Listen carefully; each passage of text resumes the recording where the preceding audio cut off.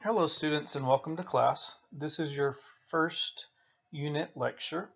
And in this unit we're going to start with just a brief introduction to the class and the things that we're going to cover. And then we're going to talk about Aristotle's elements as the building blocks of theater and the building blocks of a play. And we'll also introduce another element of theater, which is empathy, which we will discuss later. My name is Jason Tremblay. Here's a picture of me. That's what I look like. So I'm not um, some strange disembodied voice teaching this class for you. I am a playwright. I've been writing plays for about 15 years now. I have a master's degree in playwriting from the University of Texas, and I've been teaching at ACC in the theater department for the past 3 or 4 years. I've had several plays, full-length short plays of all sizes produced around the country and in Austin. Just want to give you guys just a brief introduction to myself so you know who's leading this class. I've also written a couple screenplays, films that have been made recently, feature films. There in the corner you can see What's the Use, which just recently premiered at an international film festival. This picture in the center here is a picture from a show I had in Chicago called Katrina, the Girl Who Wanted Her Name Back. And next up for me, I have two plays actually that open in the fall, one here in Austin and one in Arizona. They both open at the 1st of October. So this is just me, Jason Tremblay. I'm your teacher, and I write plays. So I want to talk quickly about what to expect this semester. We have a really short time. We only have 6 weeks in this summer class. It's really quick. And I certainly can't cover the entire history of theater, every single element of theater in that short amount of time, but we can cover a lot. Um, and I plan on doing that. So just to give you a quick overview of how the course will run, you should have already read the course syllabus, which is a much more detailed description on how things works. Includes a course calendar, grading, and other things. I mean, you should have completed your syllabus quiz already, so most of you have already read that. But just quickly to summarize, so this class, each week we're going to have a different lecture, just like this one, that will be posted online on Blackboard. Our lectures for this semester, since there's only 5 of them, are all going to try to keep it condensed to get the most use of our time. They're going to cover the questions of the building blocks of drama and really ask the question, how is a play made? We're going to talk about everything that you need to put together to make a play. That's going to be the primary focus of this course. And in addition, we're going to have weekly readings. They'll have some short plays to read and as well as a couple short essays on theater theory, dramatic theory, which will supplement these lectures that you're listening to. You'll also have weekly readings from the Essential Theater. These readings will cover mostly the history and nature of theater, as opposed to the exploration of the question, how was a play made? I'm also going to give you a background in the different types of theater and a bit of modern and contemporary theater history. At the end of each week, you'll have an open book online quiz for your reading and your lecture. I am not a big fan of tests, especially when it comes to something like theater, but because this is an online class, I really need to make sure that you're reading um, your assignments and to make sure that you're listening to these lectures. This is the only way to have to make sure that you're doing your work. And finally, your 3 big assignments in this 6-week period will be you're going to have to do 2 essays, one about 2 or 3 weeks in, and then one towards the end of the semester. And then you'll also have a final project. You can find a little bit more information about those in your course syllabus, and as they come along, I will give you more information about those as well. So who are we? What kind of student takes this course? Kind of got a mixture of people. We have ACC drama students. These are people that want to do theater for a living. This is kind of the first step into the ACC drama department. We also have students from other departments in ACC that just need a credit. And if you're in this class because you need a credit, and that's the only reason you took this class, I will say to you right now, that is completely, totally, 1000% fine and okay. People need credits. I get it. We got to take classes to get credits. And for you, I will do the best I can to make this class interesting and fun, and let you learn as much as you can about theater, and hopefully you can appreciate it more. Um, with me never having the thought that you're pursuing theater as a avocation. There's also, I tend to get a lot of students in this class who aren't necessarily in the class because they're trying to complete a degree, just because they want to take a class that sounds fun, and they want to learn about theater. So the goal for all of us this semester is to have fun, to learn about theater, to become better audience members, and to develop a lifelong interest in seeing plays. If I can get you out of your house, out of your seats, out of the classroom, out into the community, out seeing plays, I think that I've done my job.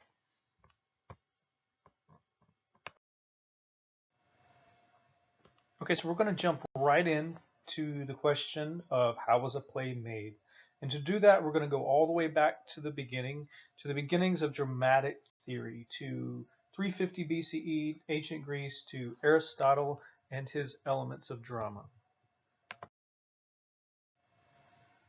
Okay, so here's a picture, or a couple pictures of Aristotle. When we're talking about this question, what are the founding blocks? What are the basic elements of drama? We go all the way back usually to Aristotle and his Poetics. Aristotle's book Poetics is the earliest known surviving work of dramatic theory. You can actually find elements, and these elements that Aristotle talked about 2,400 years ago, and all the blockbuster movies and Broadway shows that you see today. You can still find all these things that he talks about in them. In his book Poetics, in his discussion on the nature of tragedy, Aristotle talked about 6 different elements that he believed were the building blocks of drama. All right, and here we can see those 6 elements on this beautiful coffee mug. A plot, theme, character, diction, music, and spectacle. We're going to go through each one of these individually today in this lecture and talk about them briefly. And then in other lectures, we'll take a few of these elements and go into a bit more of a in-depth discussion of them. But these 6 elements are going to stay with us the entire semester, and they're a really great way for you and for us as a class to initiate discussions about shows. If you go to see a play with one of your friends, you come out of the show and you want to talk about it with them after coffee or something. These 6 elements are a great way to really dive into that discussion. You could see a play and you could talk for an hour about the plot of the play. You could talk for an hour about the different themes or characters, the way that music or rhythm and spectacle are used. These are all things that can serve as the basis of your discussion of any dramatic work. So we're going to dive right in and we're going to go through all 6 of these.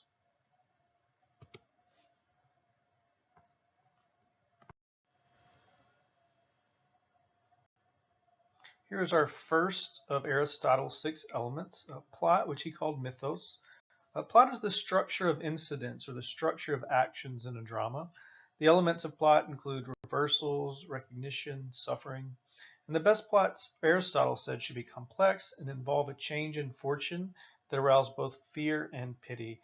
Actions within the plot should be logical and flow naturally from actions that precede them. To explain that is story is what happens and plot is how it happens. For example, if I were to ask you to tell me the story of how you came to class today or to sit at your computer, to your virtual class, there would be 1,000 different ways that you could tell it. You could tell it from the perspective of your friend, or you could jump back and forth at time, but no matter how you told the story, would always be how I came to school. The plot of the story would be the specific episodes that you chose to include in your story and the way that you arranged them. Perhaps the first scene was the alarm clock that was going off, and then you got out of bed. That's the plot. You can see that here in this image where you see that each of the story points is a number 1 through 8, and then the person telling the story chose in their plot to use points 1, 4, and 8. There's lots of stories where you could tell it in the versions. You could go 1, 7, 3, 8, or something like that. You can jump around and do lots of different things. Another example I often use is the Bible, the New Testament. Um, there are the four different books: Matthew, Mark, Luke, and John, the Gospels. Um, each one of those tells basically the story of Jesus and his life, but each one of those people, each one of those writers wrote a different plot. They chose different elements to go in their version of the events, right? So the story of each of them is the story of Jesus' life, but each one of them has very different plots. I hope that maybe not the best example, but hopefully explain a little bit more, and I hope you guys understand the difference between plot and story, because that will be very important as we get into our discussions. The next element, number 2, is character or ethos. Um, for Aristotle, plot was the number 1 element for him. Character was close behind at number 2. And we all know what characters are. They're protagonists, antagonists, heroes, and villains. Characters can be people, they can be animals, they can even be gods. Later on in the semester, we'll have an entire unit on character. Um, for Aristotle, he thought that the best characters were moral and consistent. For us, characters can be many different things. Every character we talk about is going to be different. Here you can see some of the things that Aristotle thought was important for character, that they have a moral purpose, that they're true to their type, that they're true to life or realistic, that they're consistent, they're necessary to the play. You don't have some random person coming into the play that has no business being in there. And even though he says they're realistic, he also believes that they should be idealized, true life, but more beautiful, as he says. We have thought, or dianoia. For Aristotle, it meant the reasoning of human characters. For us, I like to expand it and call it idea, which includes all the themes and questions that a play asks. I like to think and often say that the best plays are the ones that ask the best questions, and that will be a focus of a lot of the plays that we see. In our discussions afterwards, I'll ask you, what is the question of that play? What's that play trying to ask? And then we can start talking more about the different ways that the playwright or the particular director or production tried to ask that question. And if it's answered or if it's not, I think the best plays lead to more questions than give us answers for sure. Fourth of Aristotle's elements out of 6 is diction, lexis, often say language. For big A, the quality of speech in a tragedy that reflect the moral qualities of the characters on stage. For us, I like to think in the terms of speech, or more broadly language. What is the language of the stage? The stage has very many types of languages, both spoken and unspoken. Physicality and gesture is a language of its own. You know, we often think primarily of what is spoken, and that's absolutely true. And we'll cover more on these other types of language, physical language, visual language, specifically when we start talking about puppetry and movement-based work. Aristotle is melody. Melos, for me, I prefer to talk in terms of rhythm.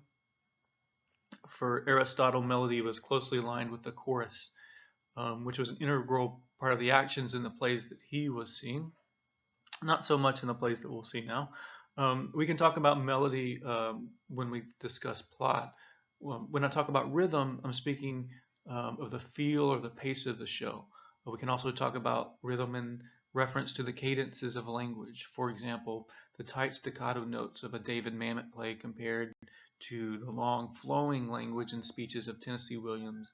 We will also talk about rhythm when we talk about beats and the structure of scenes and the way scenes are built.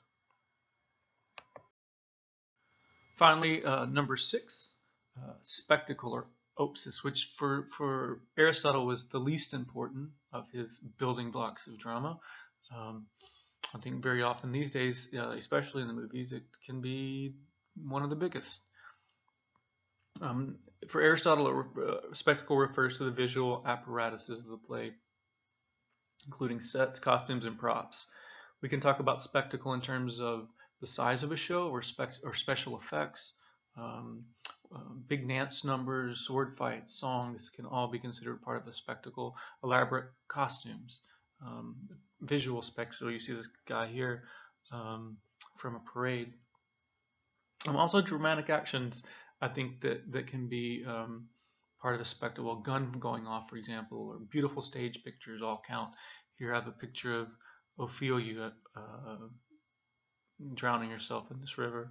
I think that's all certainly things that we can think of as spectacle. Okay, so there we go.